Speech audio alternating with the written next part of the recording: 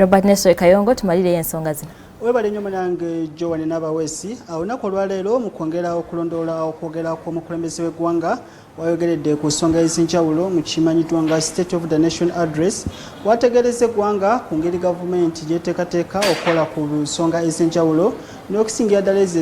ezikwatira ddala ku bantu mu kiseera nga ebyefuna biri mu katu olw'ebbeeyi y'ebintu ekibiddeko n'ebbeeyi y'ebintu okwewanika okusinga abamu bakiteeka ku muggalo gwa COVID-19 ogwali omungi kw'ossa olutalo olugenda maaso wakati wa Russia ne Ukraine n'ensonga endala ez'ebyobufuzi. Muwamu ku basinga okukwatibwako ensonga zino be basuubuzi ababadde balinda omukulembeze w'eggwanga okulaba engeri gy'agenda okuba ng'ayogeramu ku nsonga zaabwe zibanyigiriza omuli emisolo, ebbeeyi y'ebintu kw'ossa n'engeri gavumenti gy'eyinza okubayambamu okuyita mu kiseera kino. Era akadde kano tugenda kuba twogerako ne ssentebe w'ekibiina ekitaba abasuubuzi mu Kampala KACITA Mwami Thaddeus Musoke atubulireko bo okusinziira ku nsonga zaabwe emabega abo bavaayo ne babaako ensonga ze bayogerako omukulembeze w'eggwanga asobodde okubeera nga azaanukula naki akadde kano kye bafunye mu kwogerako omukulembeze w'eggwanga oba mu State of the Nation. Mwami Thaddeus omukulembeze w'eggwanga mulabye bulungi. President w'eggwanga mwavaayoko emabega awo ne mubaako ensonga ze mwemulugunyamu ku ngeri ebyefuna gye bitambulamu abaanukudde bulungi. Tubadde tubigoberera bulungi nnyo ng'ayogerako eri eggwanga naye waliwo byakuunyeeko akatono ennyo n'atavaayo bulungi kulambulula bulungi ensonga eyo kubanga kinsanyusizaamu ennyo tubadde tusaba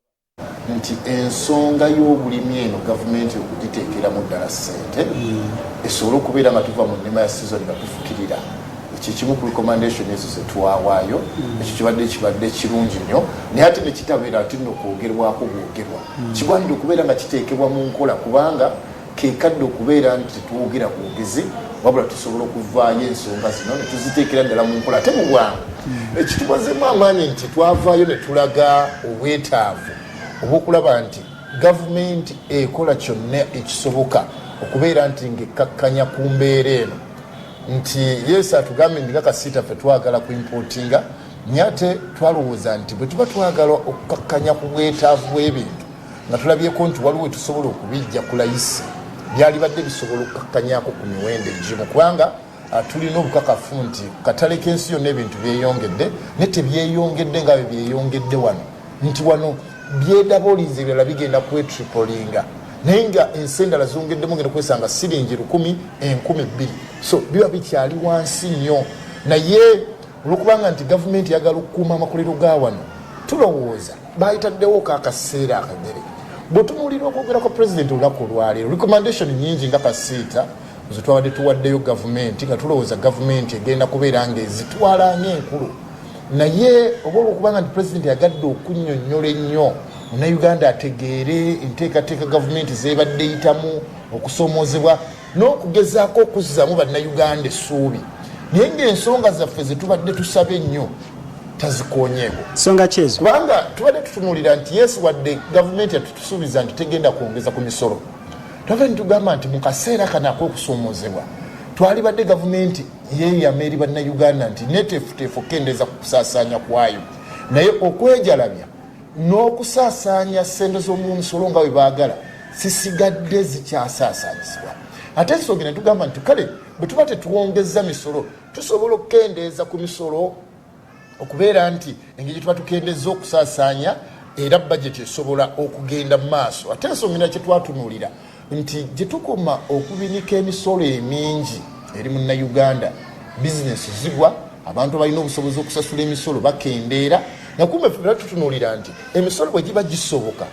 abantu bangi bajja complying nga batandika okusasula emisolo ekitegeeza tuba tuwaidenize tax base mu lulimi olufuutifuuti nga bwe bakiyita tusobola okuwanirira era bajeti y'eggwanga. Pulezidenti abogeddeko aba KACITA n'abakonako n'agamba nti mwe musinze okuwagira ebyobusuubuzi ebisuubula ebintu okuva ebitala w'amayanja okusinga okufuba ennyo okukola ebintu nga mubikolera wano. Kituufu kiri nti bwe twasinga na pulezidenti twagamba nti abasuubuzi twagala okutandika okukolera wano ebintu naye tumutegeeza nti ekizibu kye tulina ettaka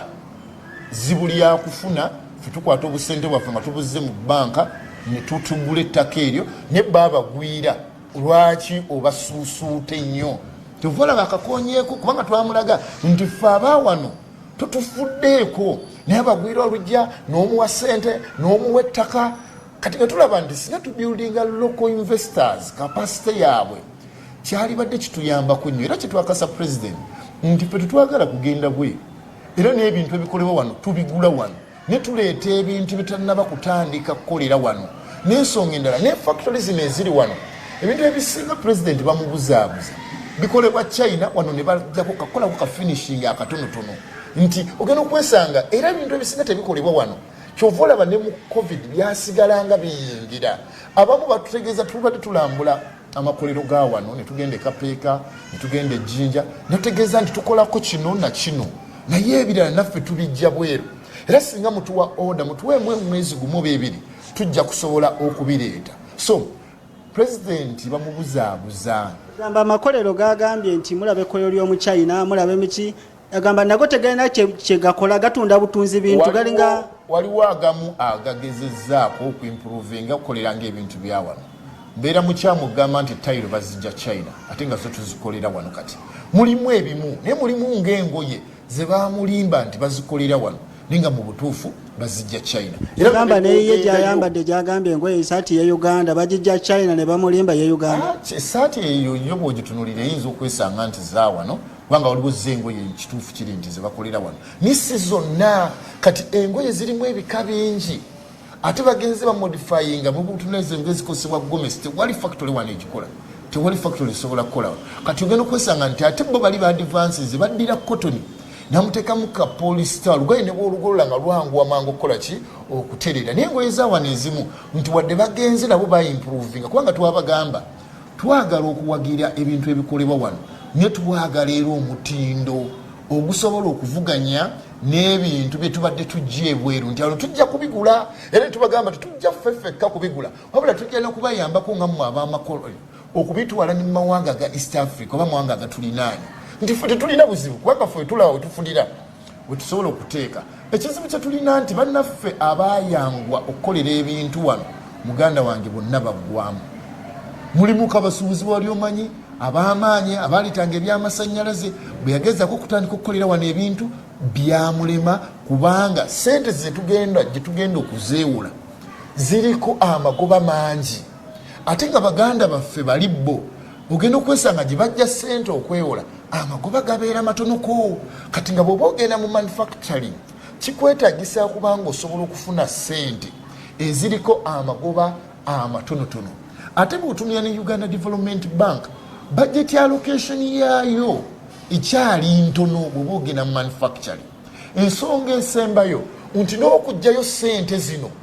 nzibu tulimu kuteeseganya nayo egonzeeko ku bukwakkulizo naye bungi okufuna sente mu Uganda Development Bank kukyali kuzibu ebyo ebimu ebiremesa bannayuganda okukolera amakolero wano naye nga twalibadde tuswagala nnyo n'ebintu ebyo bye tujja ebweru naffe okubikolera wano tweyanziza nnyo omwami Thaddeus Musoke ssentebe wa kibiina ekitaba abasuubuzi mu Kampala ekya KACITA abadde atuyita yayitira bo ng'abasuubuzi mwe balabye mu kwogera kw'omukulembeze w'eggwanga nasuubi ki okwogera kw'omukulembeze w'eggwanga lyekubawadde mu kulaba nga bongera okutambuza ebyobusuubuzi naye alaze nti omukulembeze w'eggwanga essuubi abawadde ettono alaze nga essuuba amaanyi ge gakyali nnyo mu